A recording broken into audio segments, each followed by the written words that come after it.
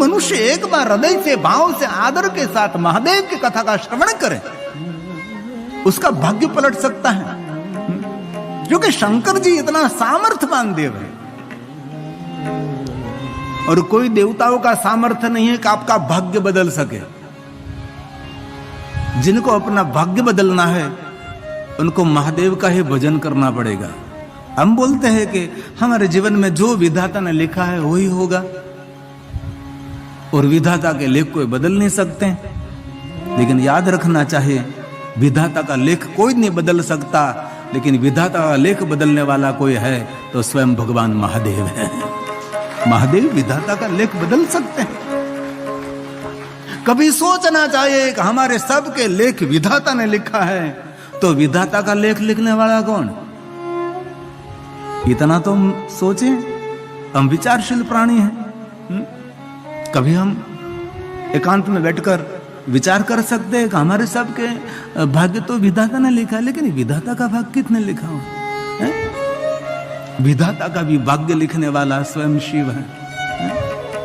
इसलिए मैं हृदय से कहता हूं, महादेव की समानता करने वाला दुनिया में कोई देव नहीं है। शिव की बराबरी करने वाला दुनिया में कितना सामर्थ्यवान देव हो, लेकिन कोई देव महादेव की समानता, महादेव का सामर्थ्य कभी नहीं हो सकता, हो ही नहीं सकता। और देवताओं ने स्वीकार भी लिया है कि भगवान हम तो आपके किंकर हैं। विश्व के सभी देवता शिव जी के चरणों में बैठे रहते हैं। इसलिए बहुत हृदय से, भाव के साथ मैं आप सभी को कहना चाहता हूं, कोई भी देवी देवता की उपासना आप करते हैं, कोई भी विचारधारा में, कोई भी संप्रदाय में, क्योंकि भारत देश के अंदर 20,000 से ज्यादा संप्रदाय हैं। हम लोग बांटे हुए हैं, जड़तावादी हैं, हम लोग संगठन, हमारा कोई संगठन नहीं है, और कलयुग में कोई शस्त्रों में शक्ति नहीं है, कलयुग में संगठन में शक्ति है। इसलिए जितना आपका संगठन परिपक्व रहेगा, और संगठित होना ही पड़ेगा, सनातन की रक्षा करना है तो जाति, ज्ञाति, वर्ण भेद, ऊंच नीच सब कुछ छोड़कर, जैसे 5 महीने 6 महीने से लगातार यहां सेवा दे रहे हैं, ऐसे सनातन की रक्षा करने के लिए भी जीवन को समर्पित करना ही पड़ेगा, तो ही होने वाला है। हम नहीं करेंगे तो कौन करेंगे? कल हमारे जाडेजा जी आए थे तो मैंने यही कहा कि किसी को तो मशाल उठानी पड़ेगी ना भाई, किसी को तो मशाल उठानी पड़ेगी, किसी को तो आगे चलना ही पड़ेगा, तो ही होने वाला है।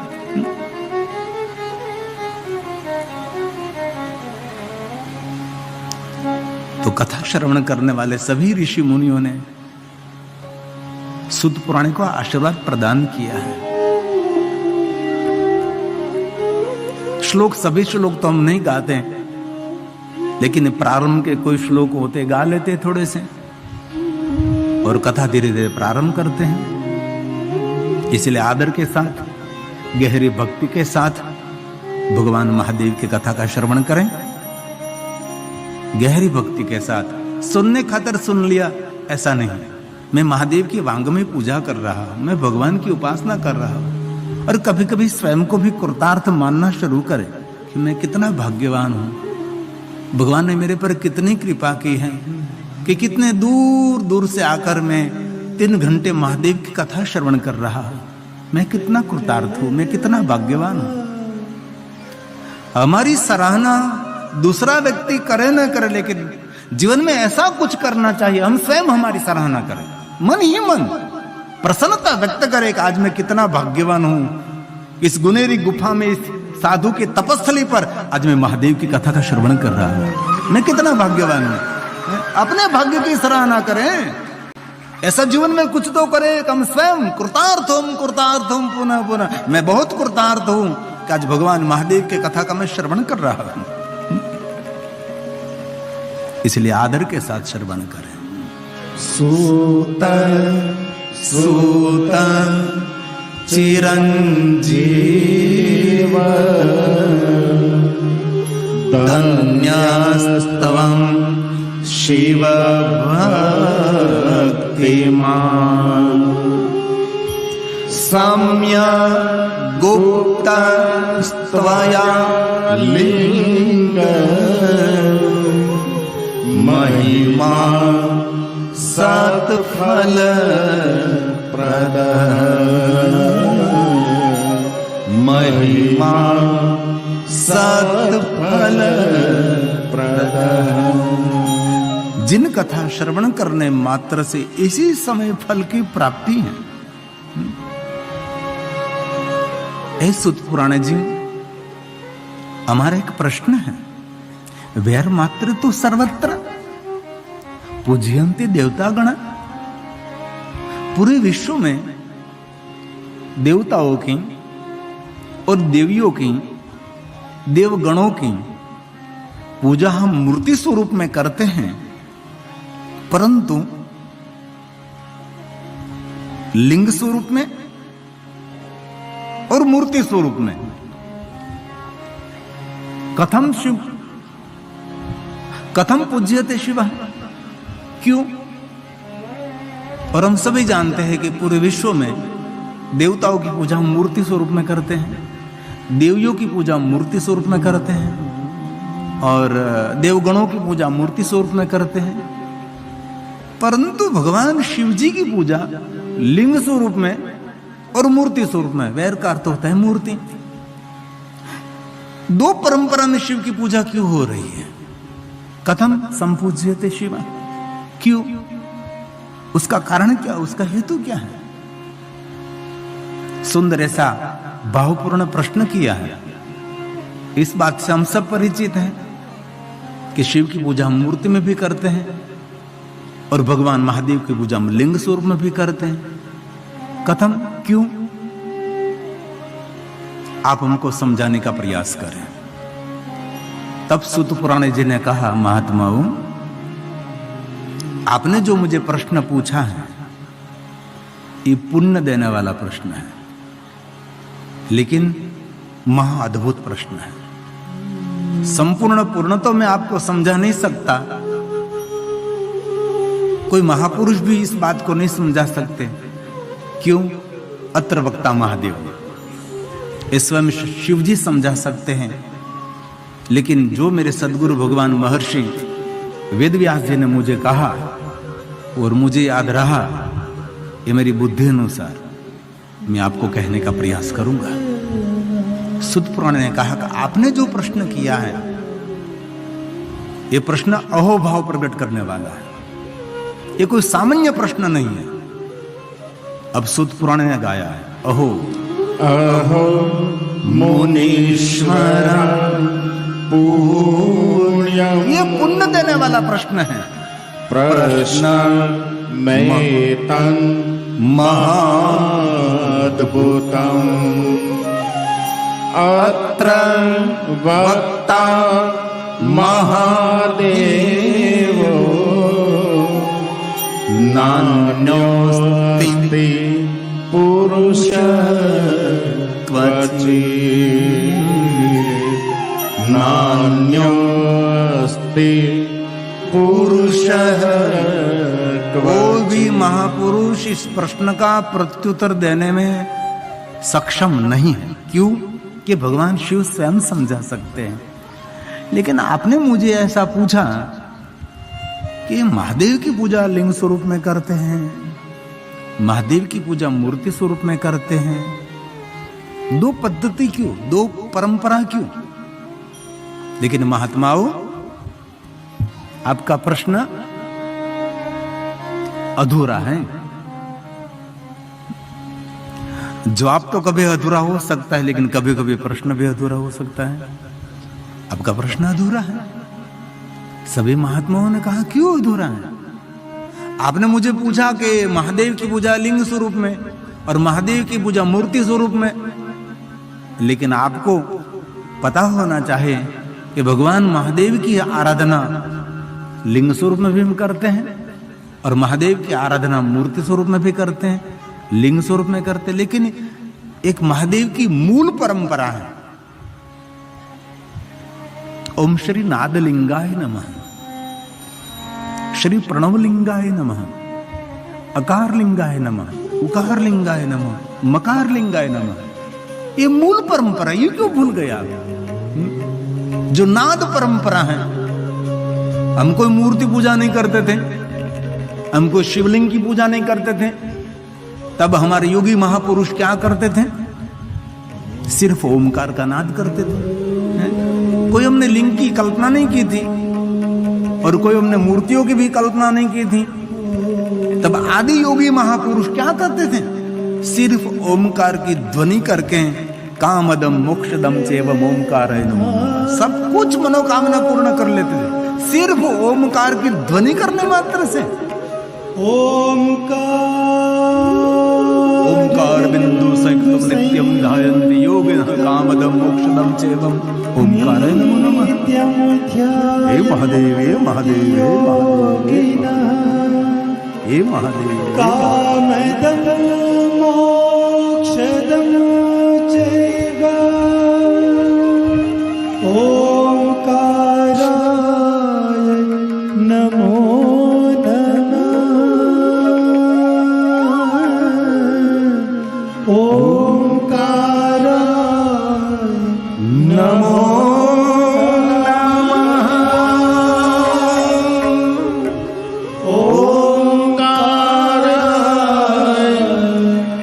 नमो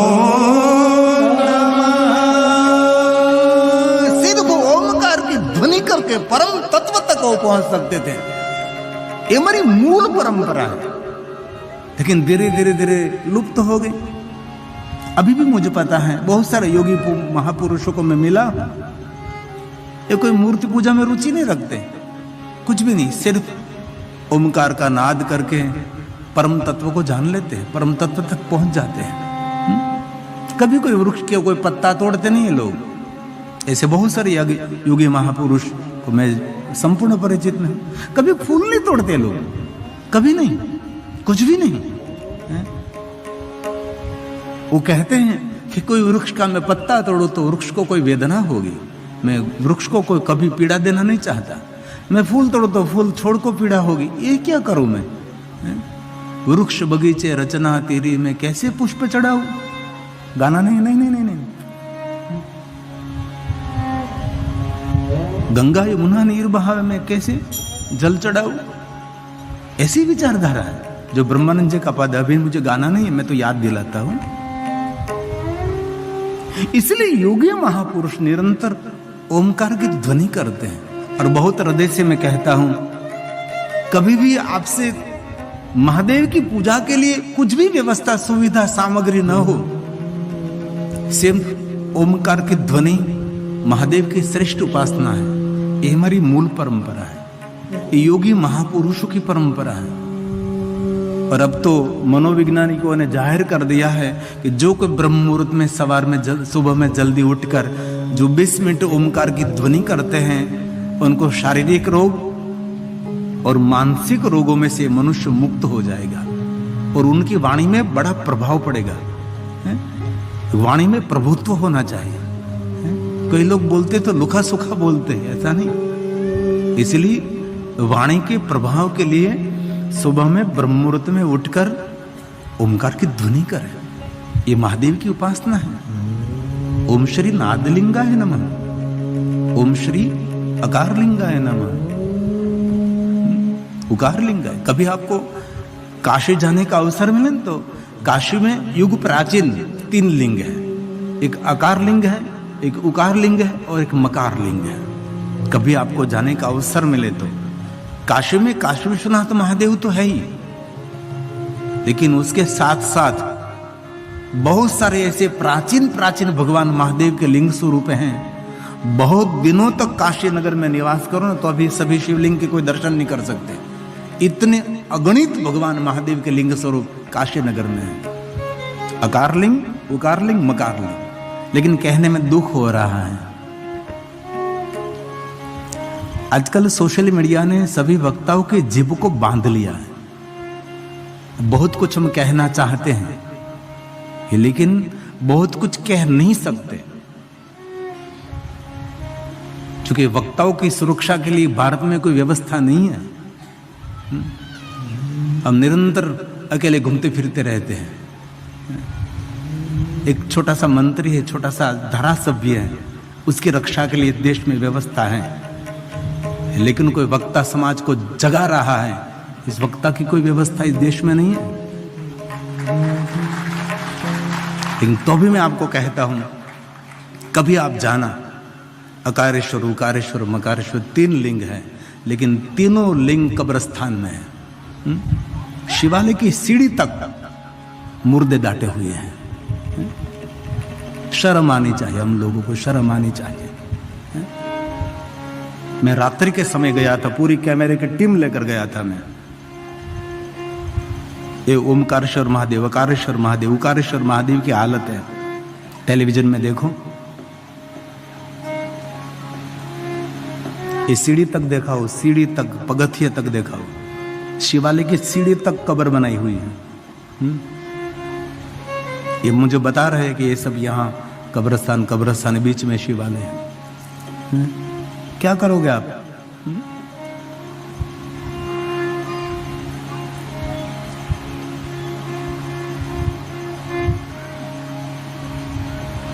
मैं रात्रि में गया था। और दूसरी बात मुझे नहीं कहनी चाहिए, मैं आपको उत्तेजित नहीं कर रहा हूं, मैं जगा रहा हूं। एक लाट भैरव है, 64 भैरव काशी में है, इसमें एक लाट भैरव है, ये मस्जिद के बीच में है। चारों तरफ मस्जिद और पूरा मंदिर तो छिन्न भिन्न तोड़ दिया, लेकिन सामने ब्रह्म सरोवर है, पूरा सब कुछ छिन्न भिन्न कर दिया, चारों तरफ कब्र है और मस्जिद में लाट भैरव है। और लाट भैरव को टच मच नहीं कर सके, अभी अड़ीखम मस्जिद में खड़ा है। और भैरव प्रतीक्षा कर रहा है, कब आप जाओ, कब मंदिर बनाओ फिर से। ऐसे तो बहुत सारी बातें मैं आपको बता सकता हूं।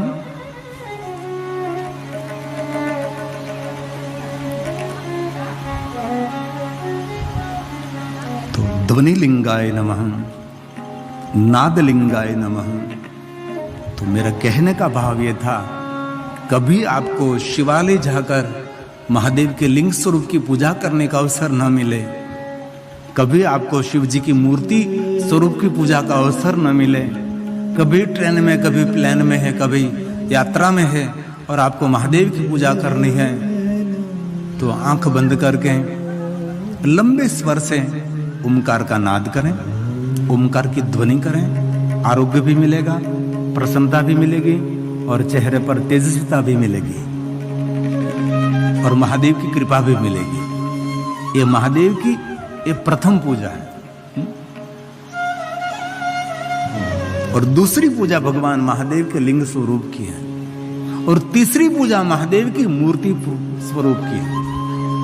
और एक बात याद रखिए, हम लोग मूर्ति पूजक नहीं है, हम लोग निराकार के उपासक हैं। आपको कोई ऐसा कहे कि आप मूर्ति पूजक हैं, मूर्ति की कभी पूजा नहीं करते, तो राजस्थान जयपुर जाना चाहिए ना। जयपुर में दुकान दुकान दुकान मूर्तियों से भरी है। कोई दुकान मेरे लिए मूर्ति की पूजा कोई हमारा नहीं करता, कोई व्यक्ति सनातनी। इस मूर्ति में हमारा प्राण पूरते हैं, उसको हम प्राण प्रतिष्ठा कहते हैं। बाद में हम भगवान की पूजा करते हैं। हम मूर्ति पूजक नहीं है, हम निराकार के उपासक, हम ओमकार के उपासक हैं। लेकिन बहुत सारी बात हमारे पास नहीं है, अनसुनी, अनकही, अनसमझाई रही, बहुत कुछ नहीं हमने सीखा है? हमारे समाज में धर्म का कोई अनुशासन नहीं है, कोई पकड़ नहीं है, सब अपनी अलग अलग अलग बाजी बजा रहे हैं। 20,000 से ज्यादा टुकड़े करो, अलग अलग हो जाओ सब।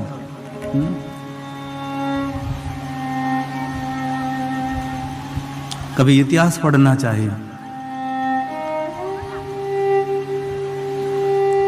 दूसरा इतिहास पढ़ो ना पढ़ो, लेकिन कभी सोमनाथ का इतिहास पढ़ना चाहिए, आपके रुए खड़े हो जाएंगे।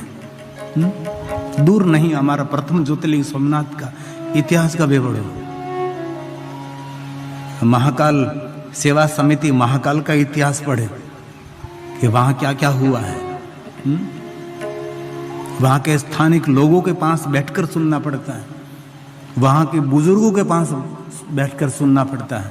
हमारा वहाँ वासुदेव शास्त्री है, 20,000 से ज़्यादा उसने विद्यार्थियों को तैयार किया है, बड़े प्रकांड विद्वान है। कुछ भी उसको प्रश्न करो प्रमाण के सारो जवाब दे सकता है। मुझे भी कभी कभी कोई प्रश्न उठता है तो मैं उसको इसी समय मैं पूछता हूँ कि वासुदेव जी ये क्या है, तो तुरंत वो प्रमाण के साथ मुझे निकाल कर दे देते हैं। ऐसे बहुत सारे प्रकांड विद्वान हैं।